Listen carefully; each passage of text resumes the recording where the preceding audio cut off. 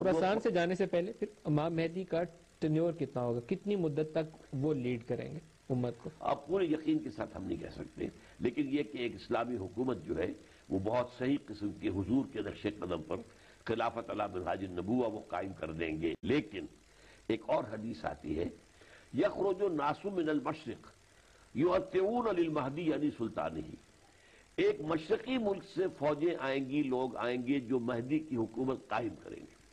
تو مشرق، اسی لیے ایک اور حدیث بھی آتی ہے حضور کی کہ مجھے ہند کی طرف سے ٹھنڈی ہوا آتی ہے، ہندوستان کی طرف سے۔ تو مشرق، اسی لیے ایک اور حدیث بھی آتی ہے حضور کی کہ مجھے ہند کی طرف سے ٹھنڈی ہوا آتی ہے، ہندوستان کی طرف سے۔ تو آپ کا ایک سٹیٹمنٹ تھا کہ 1962 میں امام مہدی کا ظہور ہو چکا، اس پہ تفصیل جاننا چاہوں گا۔ یہاں میری یہ بات آئی تھی اور یہی راولپنڈی کے ایک جلسے میں میں نے یہ بات کہی تھی اور میرا گمان تھا، لیکن وہ گمان صحیح ثابت نہیں ہوا۔ یہ ہمارے اندازے ہوتے ہیں۔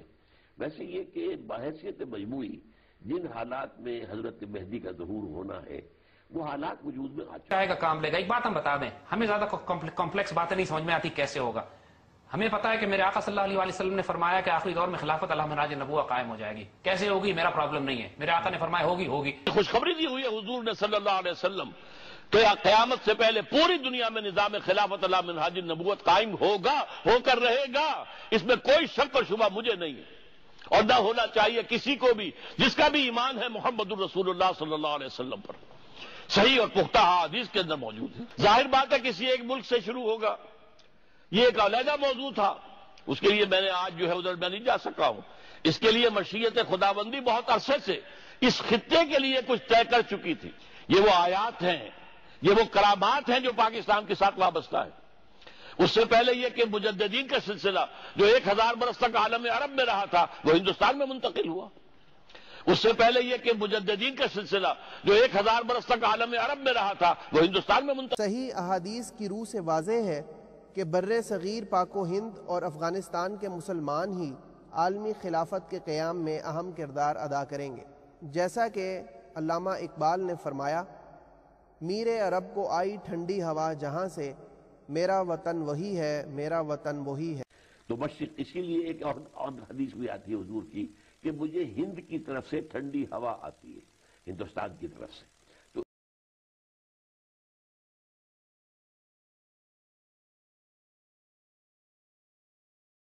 کس نے؟ عیسائی مشنریز کو ساتھ مناظرے کر کے غلام احمد نے انہیں شکستیں دی۔ اچھا۔ اور ایک زبردست جو ایک وائلنٹ تحریک اٹھ گئی تھی، یہ ستیارتھ پرکاش کا جو مصنف تھا، آریہ سماج، تو آریہ سماج کے لوگوں سے بھی اس نے مناظرے کیے اور انہیں شکستیں دی۔ اچھا، ان دو چیزوں کی وجہ سے علماء کی آنکھوں کا تارا بن گئے، اس لیے کہ ہمارے علماء تو پڑھتے ہی نہیں، نہ بائبل پڑھتے ہیں نہ کسی اور مذہب کی کوئی کتاب پڑھتے ہیں، تو آخر مناظرہ کیسے کریں؟ لوگ متاثر ہوئے۔ مرزا غلام احمد کے بارے میں انہوں نے یہ لکھا ہے ایک جگہ کہ اس دور، یہ 1898-99 کی بات ہے، کہ اس دور میں مرزا غلام احمد جس طرح اسلام کو سمجھے ہیں ایسا بہت کم لوگ سمجھے ہیں۔ اور جو آپ نے جملہ نوٹ کیا ہے، میں نے اس کے برعکس یہ سنا ہے کہ انہوں نے کہا ہے کہ اگر کوئی شخص آج اسلام زندہ دیکھنا چاہے تو قادیان میں جا کے دیکھے۔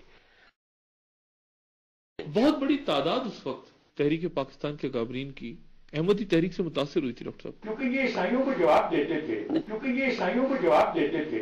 تحریک پاکستان ہی نہیں، خود جو ہے مولانا ابوالکلام آزاد، مولانا ثناء اللہ امرتسری، اصل میں یہ ایک خاص دور تھا جب کہ اسلام کے خلاف ایک تو عیسائی یہ متاثر تھے، یہ خود تھے، یہ غلام رسول مہر اور عبدالمجید سالک احمدی تھے۔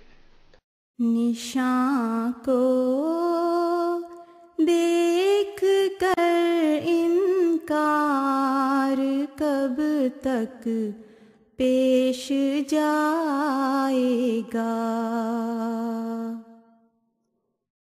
ارے ایک اور جھوٹوں پر قیامت آنے والی ہے۔ ہمارا خلافت پہ ایمان ہے، یہ ملت کی تنظیم کی جان ہے۔ ہمارا خلافت پہ ایمان ہے، یہ ملت کی تنظیم کی جان ہے. خلافت سے زندہ دلوں میں خدا، خلافت غریبوں کا ہے آسرا.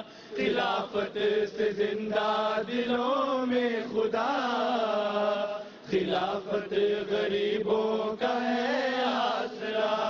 نہ کیوں جان دل سے ہو اس پر فدا، اسی کے ہے دم سے ہماری بقا.